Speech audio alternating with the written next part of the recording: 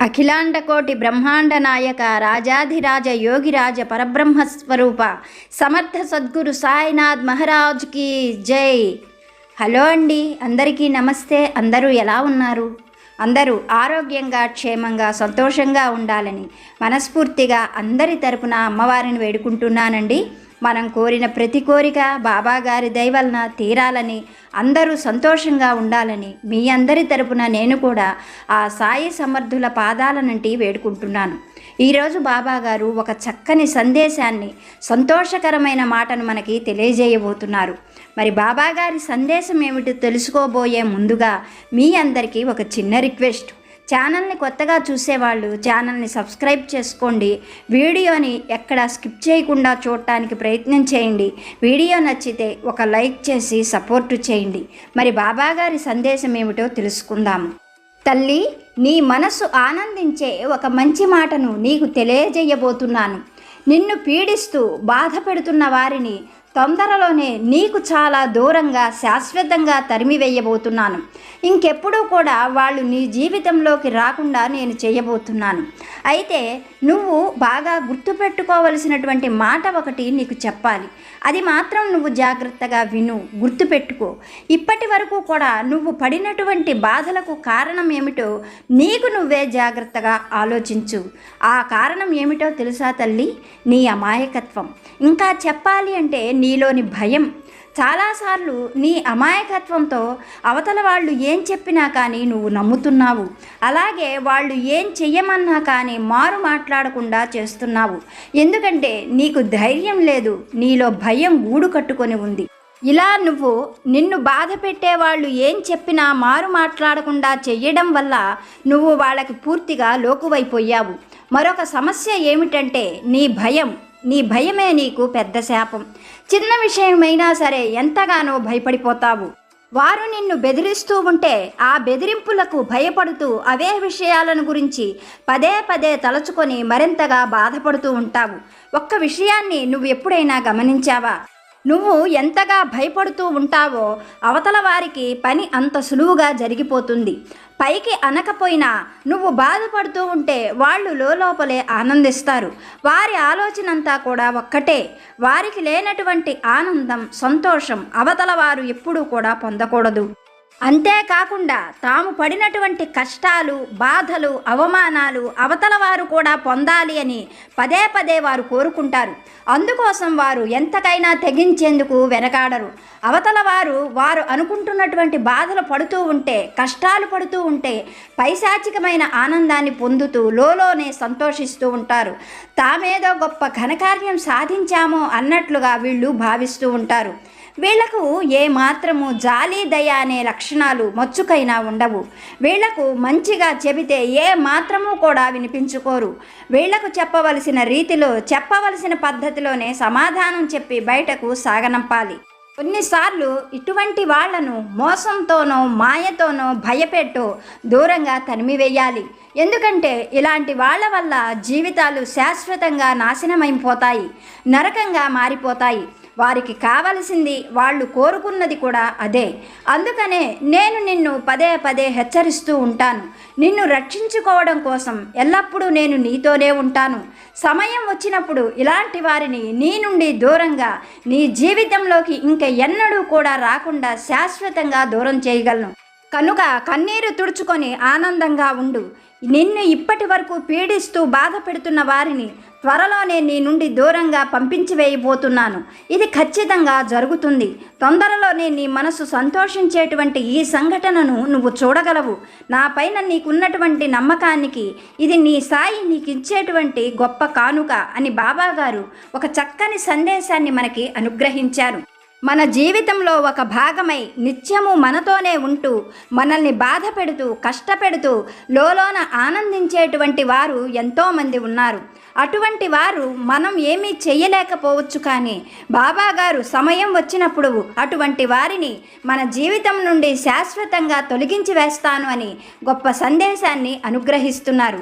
మరి బాబాగారు అటువంటి కార్యాన్ని ఎలా చేయగలరో, బాబాగారి సందేశం ద్వారా మనకి ఏం తెలియజేయబోతున్నారో ఒక చక్కని కథ రూపంలో సాయి అనుగ్రహంతో తెలుసుకోవడానికి ప్రయత్నం చేద్దాం.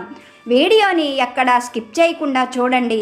నచ్చితే ఒక లైక్ చేసి సపోర్టు చేయండి. నన్ను సపోర్టు చేస్తున్న అందరికీ మరొక్కసారి హృదయపూర్వక ధన్యవాదాలు. పూర్వం ఒక గ్రామంలో మంగయ్య, భాగ్యమ్మ అనే రైతు దంపతులు ఉండేవారు. వారు గొప్ప ధనవంతులు కాదు గాని వారు ఉండేందుకు ఒక చిన్న పెంకుటిల్లు, కొంత పొలము, పశువులు ఉన్నాయి. వాటితోటే వాళ్ళు సంతోషమైన జీవితం గడుపుతూ ఉండేవారు. మంగయ్య, భాగ్యమ్మకు పెళ్లి జరిగి చాలా కాలమైన సంతానం మాత్రం కలగలేదు. భాగ్యమ్మ సంతానం కోసం ఎన్నో పూజలు చేసింది, ఎన్నో నోములు నోచింది, వ్రతాలు చేసింది. అయినా కానీ వాళ్లకు సంతానం కలగలేదు. ఇంకా సంతానం కలుగుతుంది అన్న ఆశ కూడా ఆ దంపతులలో అడుగంటిపోయింది. కానీ భాగ్యమ్మ ప్రతినిత్యము దైవాన్ని తలచుకుంటూ తనకు ఒక్క బిడ్డనైనా ప్రసాదించమని పదే పదే దైవాన్ని వేడుకునేది. ఇలా కాలం జరుగుతూ ఉండగా ఒకనాడు ఆ గ్రామానికి ఒక గొప్ప సాధువు వచ్చాడు. ఆయనకు ఎన్నో మంత్ర విద్యలు తెలుసు. ప్రజలకు ఉన్నటువంటి ఏ కష్టాలైనా తొలగిపోయేందుకు తగినటువంటి పరిష్కారాలను చక్కగా చెప్పేవాడు. అలా ఆ సాధు పురుషుడు ఎప్పుడూ కూడా ఎక్కడా ఒక్క దగ్గరే ఉండేవాడు కాదు. హిమాలయాల నుండి రామేశ్వరానికి ప్రయాణం చేసేవాడు.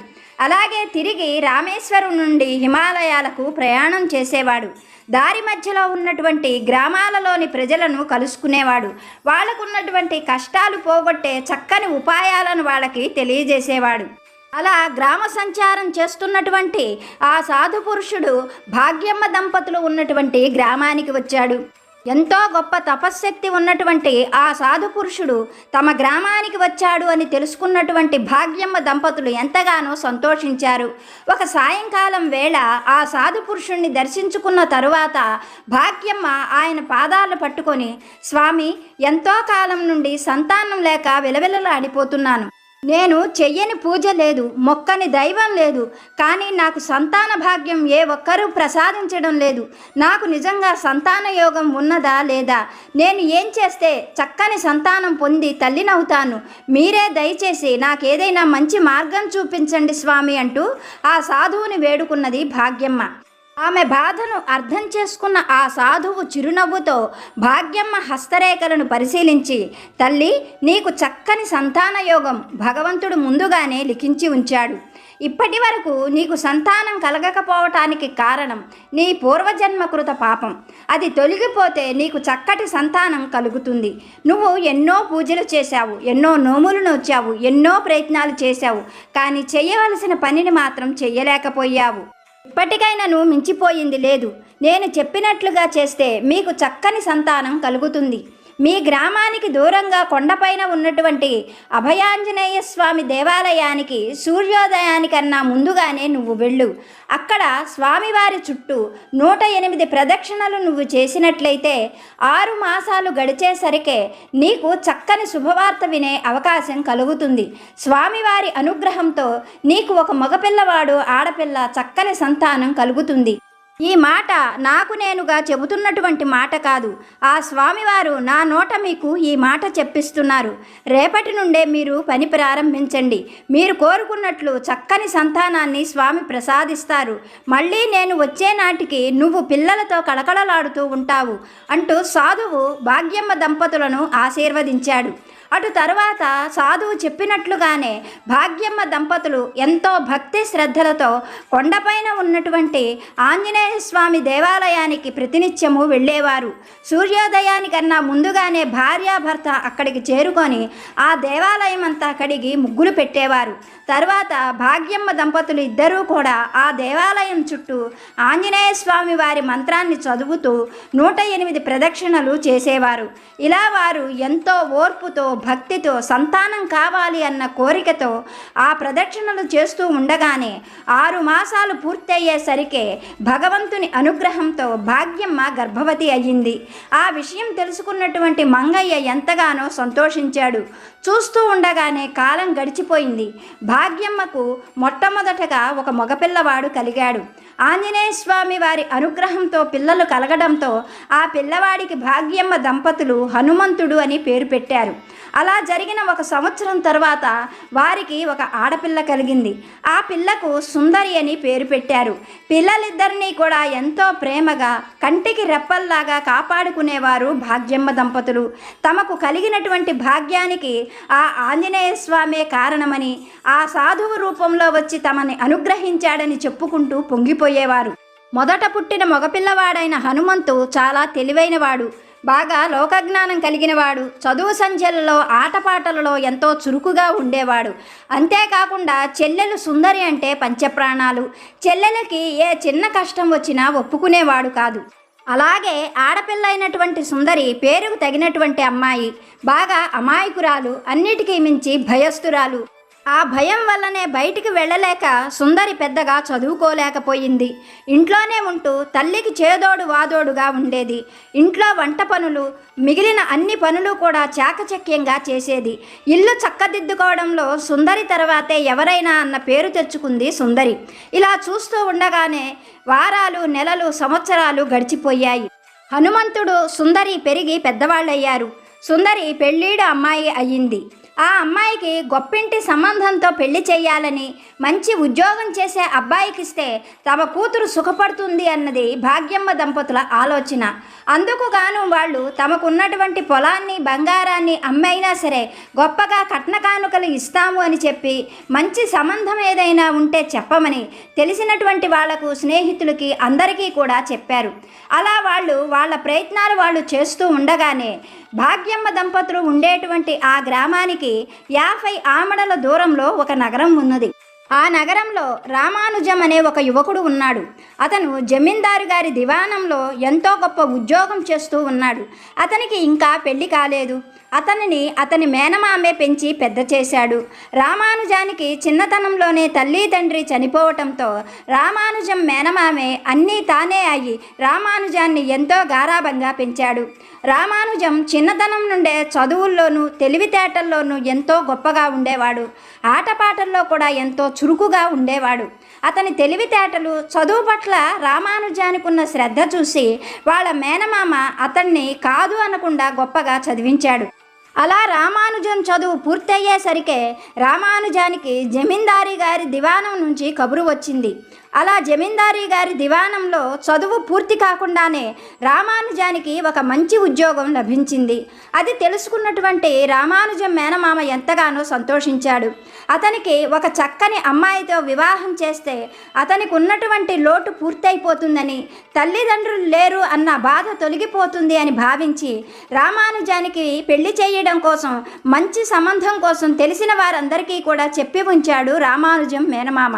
అలా వాళ్లకు సుందరి సంబంధం తెలియడంతో రామానుజం మేనమామ తమతోటి వాళ్ళను కొంతమందిని వెంట పెట్టుకొని భాగ్యమ్మ దంపతుల గ్రామానికి వచ్చాడు.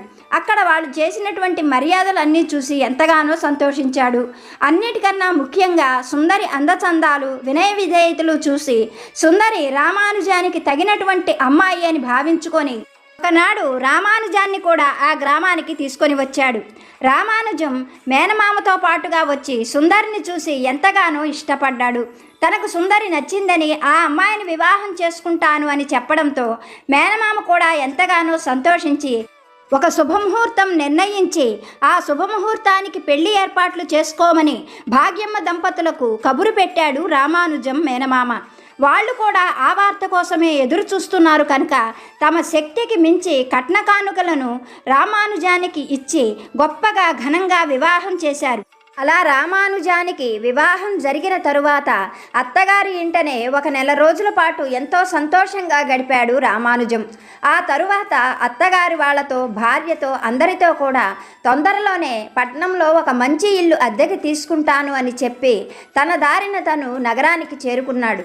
అలా నగరానికి చేరుకున్నటువంటి రామానుజం ప్రతినిత్యము కూడా అద్దె ఇల్లు కోసం ఆ నగరంలో ఎంతగానో శ్రమించాడు. ఆ నగరం చాలా అందమైనటువంటి నగరం, విశాలమైన నగరం. ఎన్నో వసతులు ఆ నగరంలో ఉండటం చేత ఆ నగరం ఎప్పుడూ జనంతో రద్దీగా ఉండేది. ఆ నగరంలో ఇల్లు దొరకటం చాలా కష్టమని రామానుజానికి అర్థమైంది.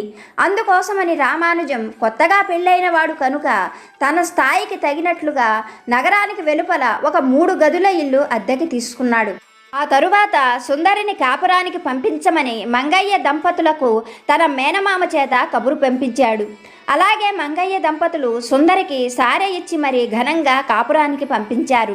అలా కాపురానికి వచ్చిన సుందరిని చూసి రామానుజం సుందరితో, నేను ఈరోజు సాయంకాలం వరకు ఇంటికి రాను. నువ్వు నీ సామానంతా కూడా ఈ 3 గదులలో చక్కగా సర్దుకో. సాయంకాలం నువ్వు వంట చేయవలసిన అవసరం లేదు. మా స్నేహితుడు మనల్నిద్దరినీ భోజనానికి రమ్మని మరీ చెప్పాడు. మనకు కొత్తగా వివాహమైంది కనుక సాయంకాలం మనం దేవాలయ దర్శనం చేసుకొని మా స్నేహితుడి ఇంటికి వెళదాం. నేను వచ్చేసరికి నువ్వు చక్కగా అలంకరించుకొని సిద్ధంగా ఉండు అని చెప్పి రామానుజం తన దారిన తను కొలువుకు వెళ్ళిపోయాడు. రామానుజం వెళ్ళిపోగానే సుందరి ఆ గదులన్నీ కూడా తిరిగి చూసుకుంది. 3 గదులే అయినా ఎంతో విశాలంగా ఉన్నాయి. రామానుజం తీసుకుంది 3 గదుల ఇల్లు. తన పుట్టింటి వారు ఇచ్చినటువంటి సార చాలా ఎక్కువగా ఉంది. అవన్నీ ఎలా సర్దుకోవాలా అని నిర్ణయించుకున్న సుందరి ముందు గదిలో చక్కగా కుర్చీలు వేసింది. ఆ కిటికీలన్నిటికీ కూడా తెరలు కట్టింది. ఆ గది మధ్యలో ఒక అందమైన గాజు పాత్రను ఉంచి దాని నిండా నీళ్లు పోసి గులాబీలతో చక్కగా అలంకరించింది. మధ్య గదిలో పుట్టింటి వారిచ్చినటువంటి పందిరి మంచము, గోడకు నిలువుటద్దము, ఒక పక్కగా బీరువాను అమర్చింది. ఇంకా చివరిదైనటువంటి 3వ గదిలో వంట పాత్రలు, వంట కుంపటి, వంటకు కావలసిన సరుకులు అన్నీ చక్కగా సర్దుకుంది. అన్నీ సర్దుకున్నాను అని నిర్ణయించుకున్న తరువాత సుందరి చక్కగా స్నానం చేసింది. రామానుజం రావడానికి ఇంకా సమయం ఉన్నది కనుక తమ పెరట్లో ఉన్నటువంటి విరజాజి మొగ్గలు కోసి వాటిని ముందు గదిలోనికి తీసుకొని వచ్చి అక్కడ కుర్చీలో కూర్చొని ఎప్పుడు రామానుజం వస్తాడా, ఎప్పుడు సాయంకాలం అవుతుందా అనే ఆతృతతో గేటు వైపు చూస్తూ ఆ విరజాజి మొగ్గలు మాల కడుతూ కూర్చున్నది సుందరి. ఇలా సుందరి మాల కడుతూ ఉండగానే సుందరికి ఎదురుగా ఉన్న కిటికీలో నుండి అకస్మాత్తుగా ఒక కోతి సుందరి ముందుకు దూకింది. ఆ కోతి కిచకిచ శబ్దం చేస్తూ కిటికీలో నుండి తన ముందుకు దూకటంతో ఒక్కసారిగా అలా కోతి గదిలోకి రావడంతో సుందరి హడలిపోయింది. గబాలన పైకి లేచి లోపలికి వెళ్ళబోతూ ఉండగా గదిలోకి దూకినటువంటి ఆ కోతి అక్కడే ఉన్నటువంటి ఒక కుర్చీలో కూర్చొని క్షణాల్లోనే ఒక పిశాచంగా మారిపోయింది. అలా ఒక్కసారిగా ఆ పిశాచాన్ని చూసిన సుందరికి భయం వేసింది. అయితే ఆ పిశాచం మాత్రం సుందరిని చూస్తూ, నువ్వు భయపడవలసిన అవసరం లేదు, నేను నీకు ఏ అపకారం చెయ్యను, నీకు ఒక విషయం చెబుతాను, జాగ్రత్తగా విను. ఈ ఇల్లు నాదే. 25 సంవత్సరాల క్రితం నా బంగారము, నాకు పుట్టింటి వాళ్ళు ఇచ్చిన సారా అన్నీ అమ్ముకొని ఈ ఇల్లు కొనుక్కున్నాను. తర్వాత నా భర్త తాగుళ్లకు, తిరుగుళ్లకు, జూదాలకు ఉన్న ఆస్తి అంతా హారతి కర్పూరంలా కరిగించేశాడు. వాటిలో ఈ ఇల్లు కూడా పోయిందనుకో. అయితే ఇల్లు పోయినా నా ఆశ మాత్రం చావలేదు. ఎందుకంటే నా బంగారము నా పుట్టింటి వారు ఇచ్చి కొన్నటువంటి ఇల్లు కదా. ఈ మాత్రం ఆశ ఉండకపోతుందంటావా? ఎంతోమంది ఇంట్లోకి వచ్చారు, ఎవరినీ కూడా నాకు నచ్చకపోతే ఇంట్లో ఉండనివ్వలేదు. నీ పద్ధతి అంతా కూడా పొద్దున్నుంచి నేను చూస్తూనే ఉన్నాను. నీ పద్ధతులు, నీ తీరు అన్నీ కూడా నాకు నచ్చాయి. ఎప్పుడెప్పుడు నువ్వు ప్రశాంతంగా ఉంటావా, నిన్ను పలకరించి వెళదాము అని ఎదురు చూస్తూ ఉన్నాను. ఇదిగో ఇప్పటికి నీకు సమయం దొరికింది. అయినా నన్ను చూసి అలా భయపడతావెందుకు? నేనేం బ్రహ్మరాక్షసిని కాదు, నీకు అపకారం చెయ్యనని చెప్పాను కదా. ఇంటికి వచ్చిన వాళ్ళకి మర్యాద చేయటం నీకు నీ తల్లిదండ్రులు నేర్పించలేదా? బెల్లం కొట్టిన రాయిలా అలా చూస్తూ ఉండకపోతే నాకేమైనా తినడానికి అంత పెట్టచ్చు కదా అన్నది ఆ పిశాచం. దాని మాటలు వింటున్నటువంటి సుందరికి ఎంతో భయం కలిగింది. కానీ ఏదైనా పెట్టమని ఆ పిశాచ్యం అడగడంతో మరుక్షణమే సుందరి వంటగదిలోకి వెళ్ళింది. తన పుట్టింటి నుండి సారెతో పాటుగా తినటానికి తెచ్చుకున్నటువంటి బెల్లపు లడ్లు, కొబ్బరి బూరెలు, జంతికలు, చెక్కలు ఇలా ఎన్నో రకాలైన పిండి వంటలను ఒక పళ్ళెంలో అమర్చి సుందరి భయంగానే తీసుకొని వచ్చి వాటిని పిశాచానికి ఇచ్చింది. పిశాచం లొట్టలేసుకుంటూ తింటూ, ఆహా చాలా బాగా వండారు, నీకు ఘనంగా పెళ్లి చేసినట్లున్నారు, ఘనంగా సారె కూడా ఇచ్చినట్లుగా ఉన్నారు, నీకు చేసినట్లుగానే నా పుట్టింటి వారు నాకు కూడా ఘనంగా పెళ్లి చేశారు, ఘనంగా సారీ ఇచ్చారు అంటూ ఇల్లంతా కలయజూసి సుందరి పెట్టిన పలహారం అంతా తిన్న తరువాత పిశాచం సుందరికి ఆ పళ్ళాన్ని ఇస్తూ, అమ్మాయి నీకు ఇల్లు సర్దుకోవడం మీ అమ్మ నేర్పించలేదా? సరేలే నేను నేర్పుతాను, నేను చెప్పినట్లుగా ఇల్లు సర్దావు అంటే నువ్వు ఇల్లు సర్దిన తీరు చూసి మీ ఆయన నిన్ను తెగ మెచ్చేసుకుంటాడు.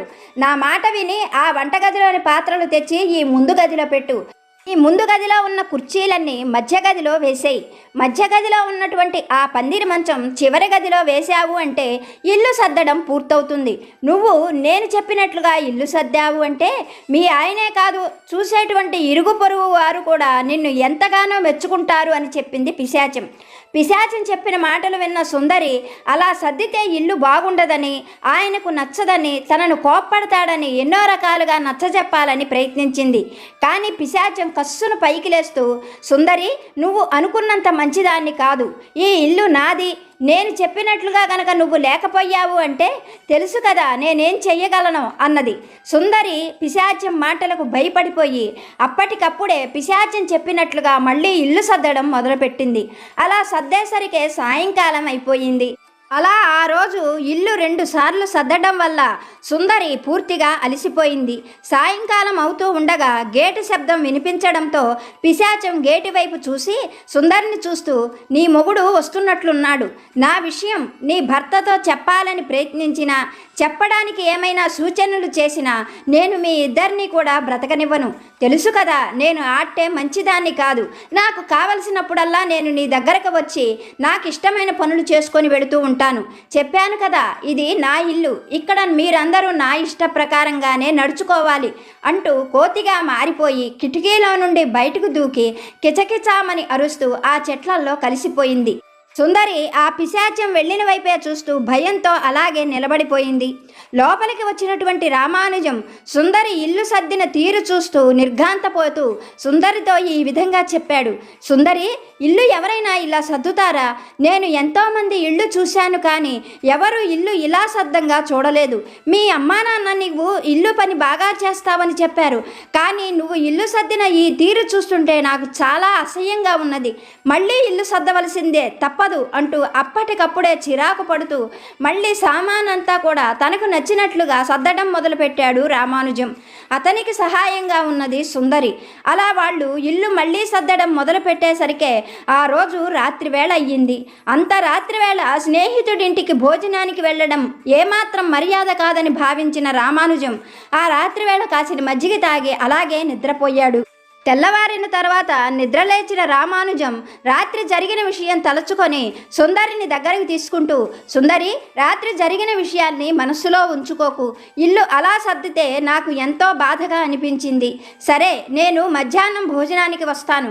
రాత్రి కూడా నువ్వు వంట చేయలేదు. నాకు బాగా ఆకలిగా ఉన్నది. తొందరగా వంట చేసేయి. మధ్యాహ్నం నేను తొందరగా వస్తాను అని చెప్పి రామానుజం తన దారిన తను కొలువుకు వెళ్ళిపోయాడు. రామానుజం అలా చెప్పి వెళ్ళిపోగానే సుందరి ఇల్లంతా కూడా శుభ్రం చేసుకుంది. వంట పని చేయడానికి వంటగదిలోకి వెళ్ళి వంట చేయడం మొదలు పెడుతూ ఉండగానే అప్పటి వరకు కోతి రూపంలో ఉన్న పిశాచం సుందరి గదిలోకి వచ్చి సుందరి పక్కన ఉన్న పీట తీసుకొని మళ్ళీ పిశాచంగా మారి ఆ పీట పైన కూర్చొని, రాత్రి నుండి బాగా ఆకలిగా ఉన్నది, ఆకలి నన్ను దహించి వేస్తున్నది, నాకు తినడానికి ఏవైనా పెట్టు అంటూ సుందరి చేత పిండి వంటలు పెట్టించుకొని చక్కగా తింటూ సుందరితో, ఈరోజు నేను చెప్పినట్లు వంట చెయ్యి. నువ్వు చేసిన వంట తిని మీ ఆయన నిన్ను తెగ మెచ్చుకుంటాడు, నెత్తిని పెట్టుకొని తిరుగుతాడు అంటూ పప్పులో దోసెడు పంచదార పోయించింది, పులుసులో దోసెడు కారం వేయించింది. అలాగే కాకరకాయ కూరలో కారం బదులుగా ఉప్పు కలిపి వాటిని ఉడికించి అక్కడ పెట్టింది. ఆ తరువాత సుందరి చేత తనకు నచ్చినట్లుగా చక్కని వంట కమ్మగా చేయించుకొని తిన్నది. తర్వాత తన దారిన తను కోతి రూపంలోకి మారిపోయి ఆ చెట్లల్లో కలిసిపోయింది. రాత్రి కూడా భోజనం చెయ్యలేదు కనుక బాగా ఆకలిగా ఉండడంతో గబగబా ఇంటికి చేరుకున్నాడు రామానుజం. పళ్ళెంలో సుందరి వడ్డించిన ఆ పదార్థాలు చూస్తూనే రామానుజానికి కోపం విపరీతంగా పెరిగిపోయింది. ఆ పళ్ళెల్ని బయటకు విసిరివేస్తూ, ఎవరైనా దీన్ని వంట అంటారా? ఇది వంట కాదు, ఎండు చెత్త. నా కర్మ కొద్దీ నేను నిన్ను పెళ్లి చేసుకున్నాను. నీకు ఇంటి పని వంట పని బాగా వచ్చని నీ పుట్టింటి వారు నా మేనమామ చెప్పడంతో నమ్మి నిన్ను పెళ్లి చేసుకొని తప్పు చేశాను. నీకు ఇల్లు సర్దడమే కాదు, వంట చేయడం కూడా రాదు. ఇదంతా కూడా నా కర్మ అంటూ సుందరిని అసహించుకొని అప్పటికప్పుడే బయటికి లేచి వెళ్ళిపోయాడు రామానుజం. అలా రామానుజం బయటికి వెళ్ళిపోవడంతో సుందరి కన్నీళ్లు పెట్టుకుంటూ వంటగదంతా శుభ్రం చేసుకుంది. అలా ఆ రోజు నుండి సుందరి చేత పిచ్చి పనులన్నీ చేయించేది పిశాచం. సుందరిని రామానుజం తిడుతూ ఉంటే, ఆమెను దగ్గరగా తీసుకోకుండా అసహించుకుంటూ ఉంటే పిశాచం చెట్టుపై నుండి చూసి చాలా ఆనందిస్తూ ఉండేది. ఈ పిశాచం బాధలు భరించలేని సుందరి ఒకరోజు రాత్రి భర్త రామానుజంతో, నేను నా పుట్టింట 4 రోజులు ఉండి వస్తాను, నాకు ఏమాత్రం మనస్సు బాగోలేదు అని చెప్పింది. ఆ మాటలకు కోపంగా రామానుజం, మహారాజులాగా వెళ్ళు, ఇంకా రావాల్సిన అవసరం కూడా లేదు, నీలాంటి పిచ్చిదాన్ని పెళ్లి చేసుకుంటానని నేను కల్లో కూడా ఊహించలేదు అంటూ కోపంగా అటు తిరిగి పడుకున్నాడు. తెల్లవారుతూ ఉండగానే సుందరి పుట్టింటికి ప్రయాణమై వెళ్ళిపోయింది.